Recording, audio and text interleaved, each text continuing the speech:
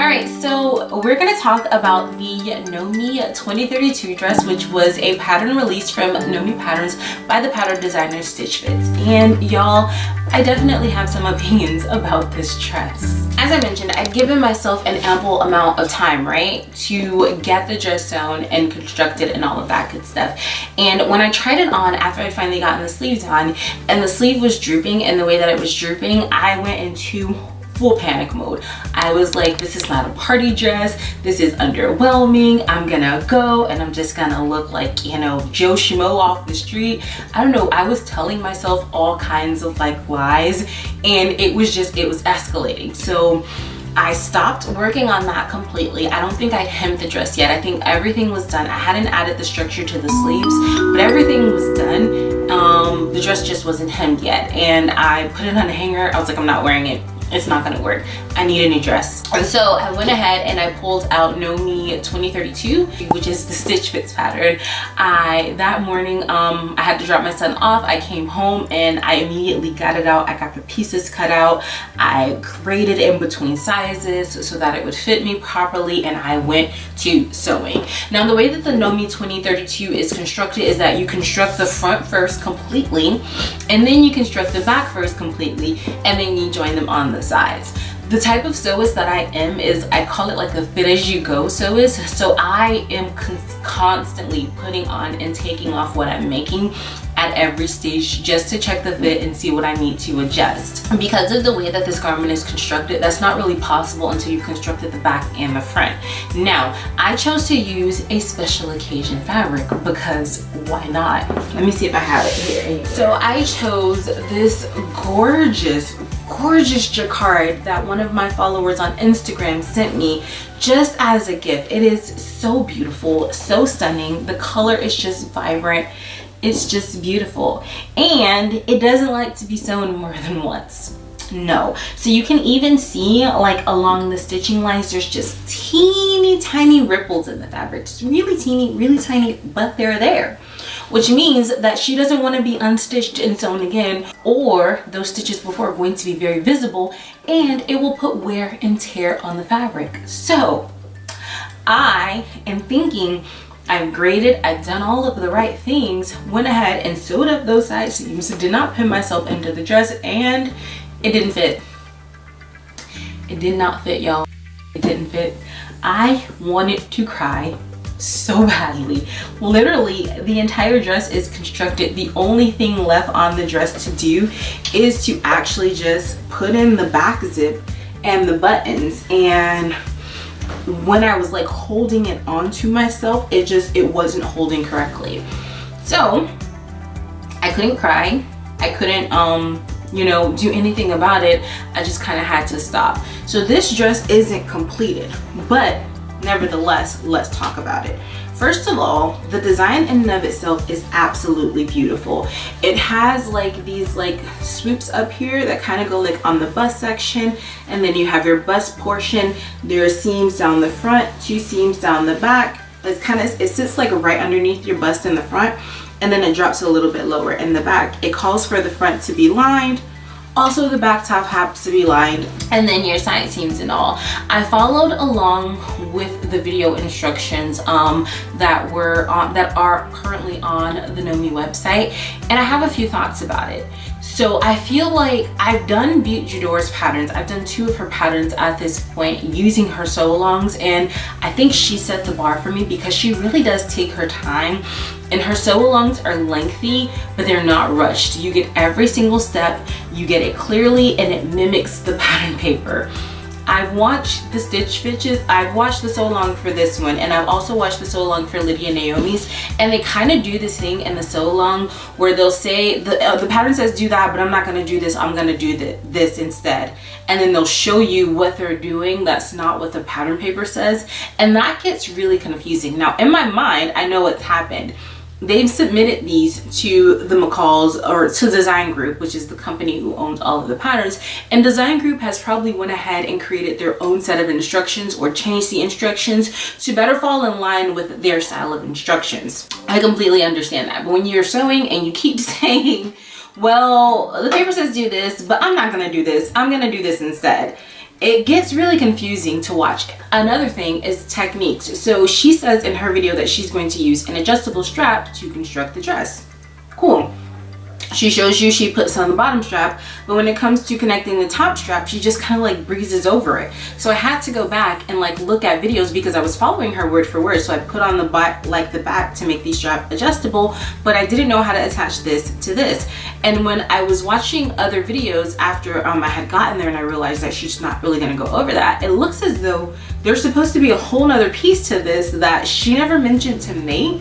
And I could be wrong on that, but it was really confusing. And so I have this here and I have this to make an adjustable like bra strap situation, but I don't know how to connect them. So there's that. So I have the dress. I don't think the dress is gonna fit. I didn't put a zip in it. The last thing that I need to do is go ahead and add the zip, and I am definitely gonna add the zip. And I don't think I have the heart to give this away because it's so beautiful.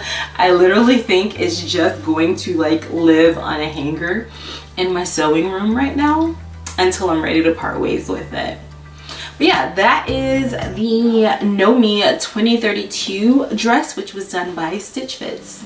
All right, so now for a mini fabric haul. So while I was in Miami recently for the Frogtails event, I did a teeny tiny bit of shopping. I was super reserved just because I've done quite a bit of shopping in the past few months, and so I don't have a need for fabric as much as I have a want, and budgets are real, y'all. So I was in the Move store. I really shouldn't have been doing any fabric shopping at all because after making the dress, buying all of the accessories and everything that I needed to go with my look for Frogtails, I was kind of tapped out financially. So I was very, very careful about the selections that I picked, but I did pick up 2 fabrics and I want to show those to you. So the first is this textured checker cotton fabric. In between the checks, the white boxes, you can actually see that it has a little bit of elastane in it. So it gives a little bit of stretch going this way, not in the opposite. Oh, it gives more stretch. Okay, it gives stretch going this way and a little bit more in the opposite direction, but not too much. So this is the fabric, and I know exactly what I want. When I went in there and I was looking for fabrics, since I knew that I wasn't just going to be able to do whatever I so desired, I knew that I had things specifically in mind. So for this in particular, I know that I want to make a version of the Nomi 2016, which is the latest, not the latest dress, the dress before the latest dress, but Butte J'adore, but I want to do it in a textured cotton. Her dress design was definitely inspired by a Cecily Bonson dress, and the Cecily Bonson dress was done in, like, you know, she does those like light quilted fabrics, and so I wanted to use her dress design to create a dress closer to the Cecily Bonson dress, and so that is why I went ahead and picked up this. Now, Mood Fabrics fabric is expensive for me personally. I'm usually not dropping more than $10 a yard for fabric, and this fabric was $14 a yard. I only picked up 2 yards because with the dress that I plan to recreate, I already know that I'm going to change it. So the Butte J'adore dress pattern has like a very interesting bottom portion. I'm going to eliminate that bottom portion and I'm just going to do a gathered skirt. So all that I'm keeping from that dress is essentially the top half, the bodice and the sleeves, and then I'm just going to do a rectangular gathered skirt for the bottom portion. So that is this guy. The next fabric that I picked up is this denim with a cherry print on it. It's a black background denim with a cherry print and some cute green stems, and I got 1 1/4 yards of this fabric. This fabric was also $14 a yard, and I already know that I want to do like a denim pinafore dress for this, which does not take a lot of fabric. So for my Frogtails dress that we talked about in the beginning, I did a denim version of that dress, which I'm going to show you in a second, and it has all of the same features except the sleeves. If you sew that dress without the sleeves, it takes up a very minimal amount of fabric, so I'm hopeful that I can squeeze it out of this. Now, when I laid it down on my cutting table, I wasn't too sure if it would be enough, so I think what I may have to do in order to make it work is cut the pattern pieces on the fold as opposed to them having the seam down the center. But that is why I picked this one up. Again, this was also $14 a yard, and I went ahead and I grabbed 1 1/4 of this. For the Frogtails in the like goodie bags that we got at the end, there was this cut of Lycra that I believe is from Edgewater Fabrics, and it is a 1/2 yard of Lycra going that way. And yeah, it's interesting, it's cute. It's my husband, when I showed it to him, he's like, what are you gonna get out of that? I don't know yet. Maybe a cute sports bra, maybe. I mean, when you hold it like this, I think maybe I could get like a one piece out of it.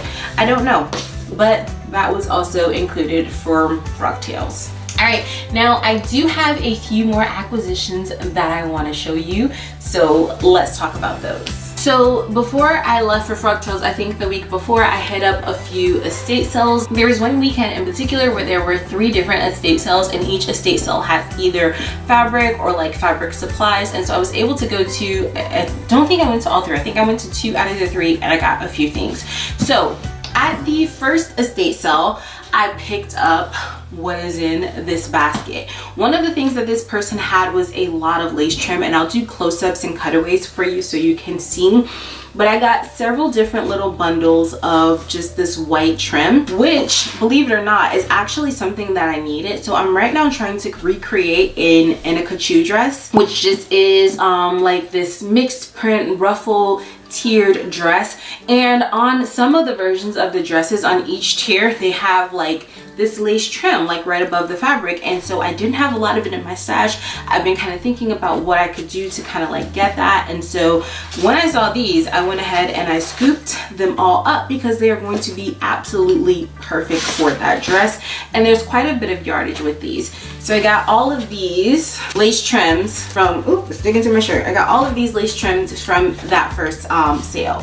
Now also there, they had just like this white cotton lace. I don't know, I think this will also be like used on the Kachu dress, but definitely something that I needed. And then they had this trim, which is like almost like a rickrack, but it has like pearls going through it.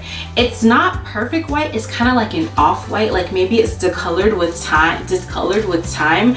And so I don't know what I want to use this for, but I just think it would be really good to have in the stash. At that particular location, they also had a few stretch and sew patterns, which is a vintage pattern line that is no longer in production. And I already have a few stretch and sews in my stash, which I have not used yet, but these were going for about $1 a yard. So I was like, yeah, definitely gonna snag these up. So I picked up a few of these. So the first one that I picked up is a children's set-in sleeve top, and it's basically a simple knit top for kiddos.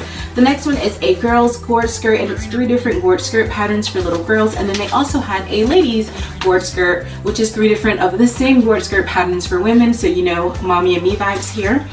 The next one that I picked up is a shirt dress and a blouse, and this is one that I am particularly excited about. I really, really like this shirt dress. It's just simple, it's classic. It was just as cool then as it is right now, so I went ahead and I got that one. The next one is a set-in sleeve top and sweater, which is basically a cardigan and a knit top pattern, and always on the hunt for a good cardigan. This is a more fitted cardigan, which I don't wear a lot, but they're definitely having a moment right now, so I got that one.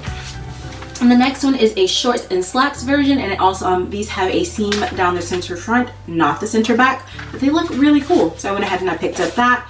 The next one is a fitted body tee and bodysuit option. I grabbed this one for the bodysuit because, yeah, why not?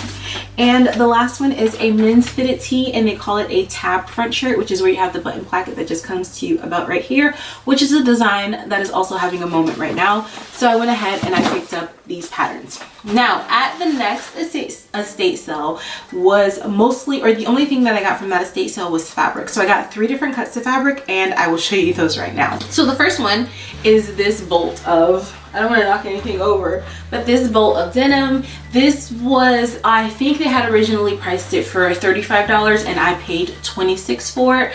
I usually, where I get my denim from, it's $7 a yard. So I figured there's enough yardage in this to where it would definitely be like worth the price. And it's vintage denim. I mean, who doesn't love vintage denim?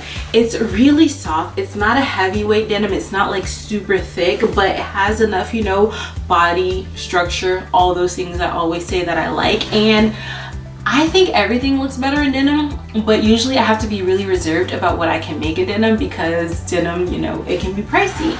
Now I can make whatever my heart desires in denim. So I am very, very excited about this acquisition. Next, at that same estate sale, I got 2 different cuts of fabric. So they had a lot of fabric to choose from, and I had to be really selective because I knew most of my budget was going to go for that denim, which, as I said, was $26 for the bolt. So yeah, I picked up this. It's a really like kind of like tissue, reminds me of tissue linen, but it's definitely a cotton. 2.5 yards, thinking like a large oversized shirt in this one. The next one that I picked up is this, it's like a textured kind of like rayon. It has like the green flowers and the floral print on the black background. I don't wear a lot of black, but I feel like the green will offset that. So I went ahead and I grabbed this one too. Both of these were $5. So this was $5 for 2.5 yards and this was $5 for about 2 yards. And that was all the fabric that I bought from the estate sales that weekend. All right, lastly, where we began was our Frocktails trip to South Florida. And for that trip, I not only made my Frocktails dress, but I made 2 other dresses, which I want to show you really quickly. One of the dresses I'm going to have a full review of coming up on the channel pretty soon, so stay tuned for that. And the other one, it doesn't really need a review, and I'll explain why. So the first dress is a denim version of my Frocktails dress without any sleeves and without any lining. So it has the same V-neck in the front. It is also scooped out nice and low in the back, no sleeves, like I said, no lining. And I finished the neckband and this arm size off using a piece of bias tape that I just made from strips of the denim cut on the bias. Now, the problem with this that I had, because I did wear it, is that the back definitely needs a tie to support it. Otherwise, the sleeves want to kind of fall off of the shoulder. So it's good that I have this bias tape left over, because what I'm going to do is just go ahead and sew these into strips, like edge stitch it on both sides. And then I'm going to attach it to the back and give myself a tie back here to help it stay up on my shoulders. But other than that, it is like the perfect pinafore dress. This is the dress that I was saying that I also want to make out of this cherry printed denim. So I'll have one in this blue denim and then one in this cherry printed denim. And then I think I mentioned it already, but this blue denim is this denim that I thrifted from the estate sale that I went to. The next thing that I made is Nomi 2016, and I made that as an outfit to wear to the airport when I was arriving in South Florida, to the airport when I was leaving South Florida, and also to wear to church on Sunday morning. And that dress is here. Now, just gonna give you a little sneaky peek. I'm not gonna go into any of the details of this because my next video is going to be a pattern review of that dress. So keep your eyes peeled for that.